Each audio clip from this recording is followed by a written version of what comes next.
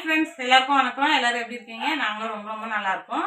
நேற்று வீடியோவில் வந்து சொல்லியிருப்பேன் நான், நாளைக்கு ஒரு டஃப்பான ஒரு பேக்கு அதை நான் உங்களுக்கு வீடியோ போடுறேன் நான் அப்படின்னு சொல்லிட்டு, நீங்களும் அது என்ன வீடியோன்னு சொல்லிட்டு அப்படி என்ன ஒரு பேக்குன்னு சொல்லிட்டு எதிர்பார்த்துருந்துருப்பீங்க.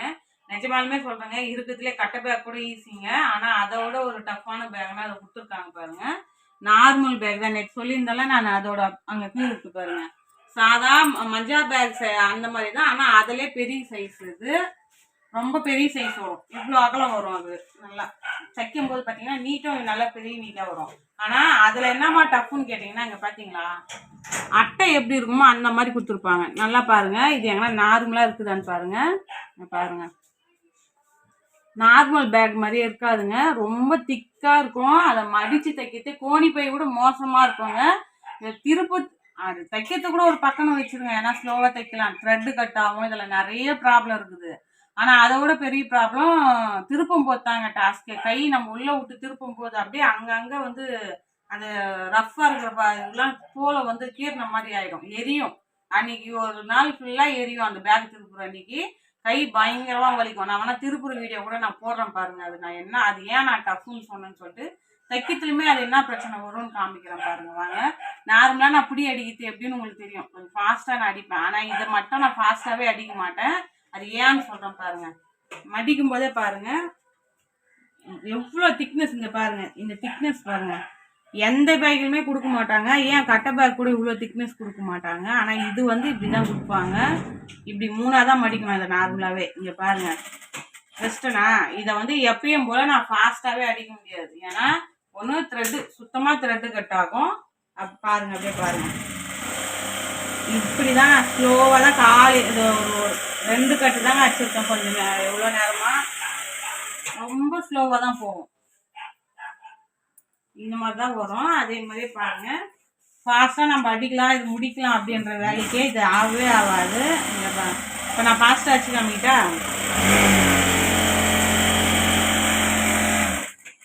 இது அது தரமா ஃபாஸ்ட்டாக நான் அடிக்கிறேன் பாருங்கள்.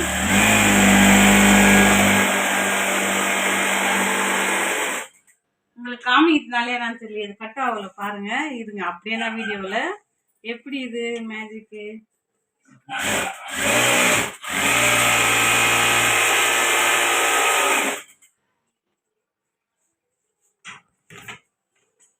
மடிக்கும் போது சவுண்டு வந்து அப்படியே கோணி பை மாதிரி டப்பு டப்புன்னு சவுண்டு வரும். ஒரு அட்டையை மடிக்கும் போது உங்களுக்கு சவுண்டு ஒன்று வரும் பாருங்க, அந்த மாதிரி ஃபீல் ஆகும்.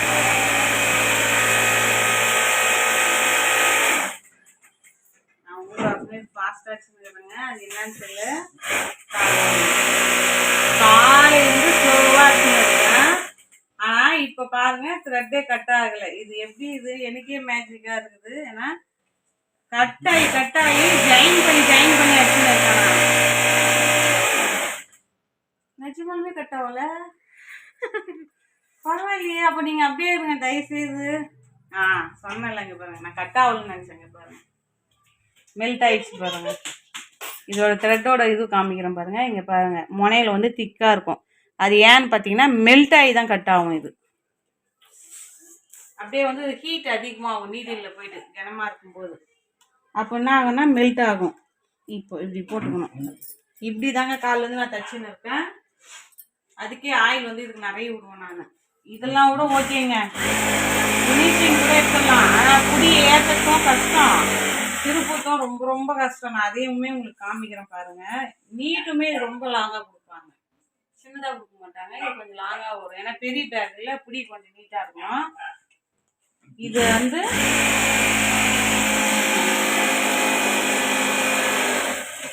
இவ்வளோ கஷ்டப்பட்டு அச்சு, இவ்வளோ கஷ்டப்பட்டு திருப்பி இதுக்கோட ரேட்டு எவ்வளோன்றத நான் லாஸ்ட்டாக சொல்கிறேன். யாருக்கெல்லாம் இந்த பேக்கோட ரேட்டு தெரிஞ்சுக்கணும்னு ஆசைப்பட்றீங்களோ அவங்களாம் கமெண்ட் பாக்ஸில் வந்து கேளுங்க, கண்டிப்பாக சொல்கிறேன் நான் இதோட ரேட்டு. ஏன்னா இவ்வளோ டாஸ்க் இருக்குது இதில். ஏன்னா நிஜமாலுமே நான் வாயில் பேசும்போது இது கொஞ்சம் ஈஸியாக இருக்கும், உங்களுக்கு செய்யும் போது வந்து இது கட் பண்ணுறதுலே ஆகட்டும், அதை ஹேண்டில் பண்ணி நம்ம நார்மல் பேக் வந்து ஒரு 4 பிடி கட் பண்ணோம்னா இது 2 பிடியாக தான் வச்சு கட் பண்ண முடியுமே.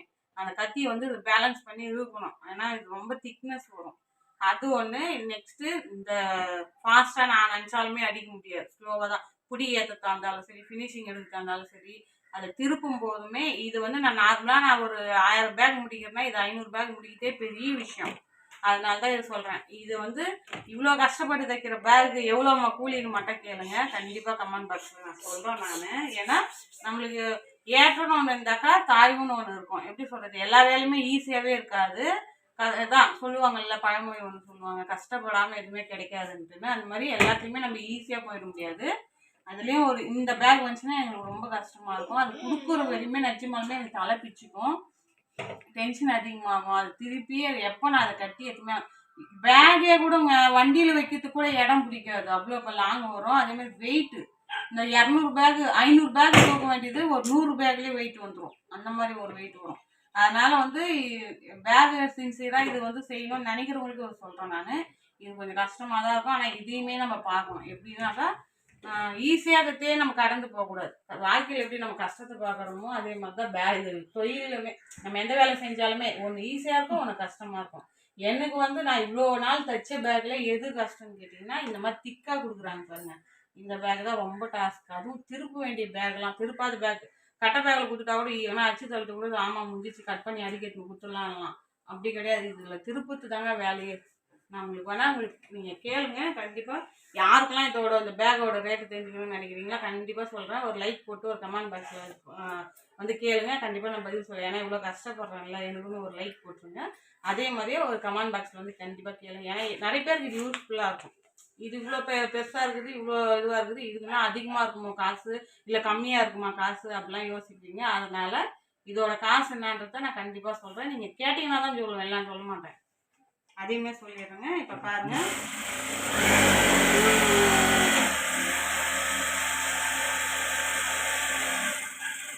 அதே மாதிரியே 3 அடிக்கிற குடி போட சொல்லி ஒரு சிஸ்டர் கேட்டிருந்தாங்கல்ல, அவங்களுக்கு அவசியம் சொல்கிறேன். எல்லாமே நம்மளுக்கு 3 அடிக்கிறது வந்துடாதுங்க. இந்த மாதிரி வந்து பெரிய பேக்குக்கு 3 அடிக்கிறது வரும். அப்புறமா கட்டை பேக்குக்கு 3 அடிக்கிறது கொடுப்பாங்க. மஞ்சள் பேக்லையுமே வந்து ஒரு சிலர் வந்து அதுலேயுமே திக்னஸ் கேட்பாங்க. அந்த திக்னஸ் அதாவது எவ்வளோ திக்னஸ் ஏறுதோ அந்த அளவுக்கு குடியோட பேலன்ஸ் ஏறணுன்றதுனால 3ஆம் அடிக்க சொல்லுவாங்க. நார்மலாக வந்து வெயிட்லெஸ்ஸாக இருக்கிற பேக்குங்கெலாம் பார்த்தீங்கன்னாக்கா 2ஆக தான் மடிக்கணும். அதனால் எல்லாத்துக்குமே 3ஆம் அடிக்க சொல்ல மாட்டாங்க. இந்த மாதிரி முக்கியமான பேக்குங்களை மட்டும்தான் 3 அடிக்க சொல்லுவாங்க. சரிங்களா, இது ஒன்று நீங்கள் நோட் பண்ணிக்கோங்க. அதே மாதிரி நீங்கள் கேட்டீங்கல்ல, இன்னும் உங்களுக்கு ஒரு வேலை தைக்கிறவங்களா இருந்தாக்கா இந்த மாதிரியும் உங்களுக்கு வரும். நீங்கள் வந்து எப்படி கடந்து போகணுன்றத என்னுடைய அனுபவத்தை நான் உங்களுக்கு சொல்கிறேன். ஏன் எனக்குலாம் 1500 பேக்லாம் கூட இல்லாமல் இதனால 500 பேக் தான் இப்போ கொடுத்துருக்காங்க. ஒரு நேரத்தில் சீசன் டைம், அதுவும் சீசன் டைமில் இறக்குவாங்க. 1500 பேக் இறக்கிட்டு 4 நாள் இல்லை 3 நாளில் கொடுங்க அப்படின்வாங்க. ரொம்ப நான் கை வலியெல்லாம் ரொம்ப ஒரு நாள் ஃபுல்லாக ரெஸ்ட் எடுக்க முடியாமல் கூட இருக்கிறேன். ஏன் மாத்திரை போட்டு கூட வேலை செய்வேன். அந்த அளவுக்குலாம் வந்துருக்கு எனக்கு. ஏன்னா இந்த பேக் வந்து அவ்வளோ திருப்பத்து தாங்க மெயினாக கஷ்டமே. தைக்கிறது கூட 1 மணி நேரம்ன்றது ஒரு 2 மணி நேரம் தைச்சிட்டு போயிடலாம். இதில் வந்து திருப்பத்து தான் ரொம்ப ரொம்ப கஷ்டமே. ஸ்லோவாக தான் நான் விட்றேன். எனக்கு தெரிஞ்சு நான் கேட்டிங்கனாக்கா ஸ்லோவாக தான். இன்னைக்கு நான் இது 500 குடியுமே வச்சுருக்கோம். ஃபஸ்ட்டு நம்ம போய் கட் பண்ணது இப்போ டைம் பார்த்தீங்கன்னா 9:10 ஆகுது. இன்னும் நான் பல்லு வளர்க்கல, சாப்பிடல, ஒன்றுமே கிடையாது. அந்த 100 பேக் பேலன்ஸ் இருந்துச்சு, அதை முடிச்சுட்டு அதை எண்ணி அதை அடுக்கி கட்டிட்டு அடுத்தது நெக்ஸ்ட் இது. ஏன்னா வந்து பேக் கொடுக்கணும், எப்படி பார்த்தாலும் கொடுத்தாங்க. நம்ம லிமிட் அவ்வளோதான். ஏன்னா சனிக்கிழமை இன்னைக்கு, ஞாயிறு திங்கள் சென்ட்ரல் ஒரு நாள் இருக்குது. எப்படி பார்த்தாலும் திங்கக்கிழமை வந்து ஈவினிங் தான் கொடுக்க வேண்டி வரும். ஏன்னாக்கா பேக் அவங்க பிரிண்ட் போட்டு நம்மளுக்கு இருக்கோ இல்லையோ தெரியல, அவங்க இருந்துச்சுன்னா காய வச்சு தான் கொடுப்பாங்க. அதனால் ஈவினிங் தான் கொடுக்க வேண்டி வரும். அதுக்குள்ளவே அதுவே எனக்கு பெரிய டைம். ஏன்னா இன்னைக்கு கொடுத்துருக்காங்க. மற்ற டைம்லாம் கொடுத்தாங்கன்னா 2 நாளில் கொடுக்கணும். இந்த டைம் கொடுக்கவே எனக்கு 3 நாள் எனக்கு டைம் எடுத்துருக்கேன். அந்த 3 நாள் இந்த பேக்கை முடிச்சு கொடுத்தாகும். ஏன் நான் இப்படி சொல்கிறேன்றதெல்லாம் குடி ஏற்றும் போது உங்களுக்கு காமிக்கிறேன் பாருங்கள். இன்னும் இதனால ஓகே, இன்னும் அதை ஹேண்டில் பண்ணணும். ஏன்னா இவ்வளோ அகலம் வரும், அந்த பேக் இவ்வளோ அகலம் வருமே, அதை ஹேண்டில் பண்ணி நம்ம தைக்கணும். அதனால சொல்கிறேன் நான் என்ன இவ்வளோ பில்டப் கொடுக்குறேன்லாம் யோசிக்காதீங்க. எந்த பேக்குக்குமே நான் இவ்வளோலாம் பயந்தது கிடையாது. இந்த பேக் வந்தால் மட்டும் பயப்படுவோம். நான் வேறு எந்த பேக் வேணால் அசால்ட்டாக அச்சு தள்ளிட்டு போயினே இருப்பேன். ஏன்னா வேலைக்கு வந்து நம்ம பயப்படக்கூடாது. நான் இந்த வேலையை இந்த பேக்கை பார்த்தா மட்டும் நான் பயப்படுவேன். ஆனால் வேணான்னு சொல்ல மாட்டேன். சரி கொடுங்க, ஏன்னா அவங்க நம்மளை நம்பி தானே ஆட்கள் எடுக்கிறாங்க. அதனால கொடுங்கன்னு வாங்கிட்டு வந்துடும்.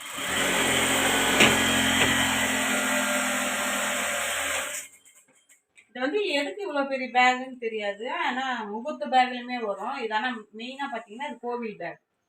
கோவிலில் வந்து பிரசாதம்லாம் இந்த கும்பாபிஷேகம் இப்போ நிறைய சீசன் போயின்னு இருக்குல்ல, பால் குடம் எடுக்கிறது அந்த மாதிரி கோவிலுக்கு வந்து அந்த கலசம்லாம் வச்சு கொடுப்பாங்க பொழுது, அதனால இவ்வளோ பெரிய பேக் ஆர்டர் பண்ணுவாங்களா என்னன்னு தெரியாது. மெயினாக இது எப்போ வரும்னு பார்த்தீங்கன்னா ஆடி மாதம் அந்த மாதிரி சீசனில் இந்த சாமிங்க சம்மந்தப்பட்ட மாதம் மட்டும் எங்களுக்கு இந்த பேக் நிறைய வரும்.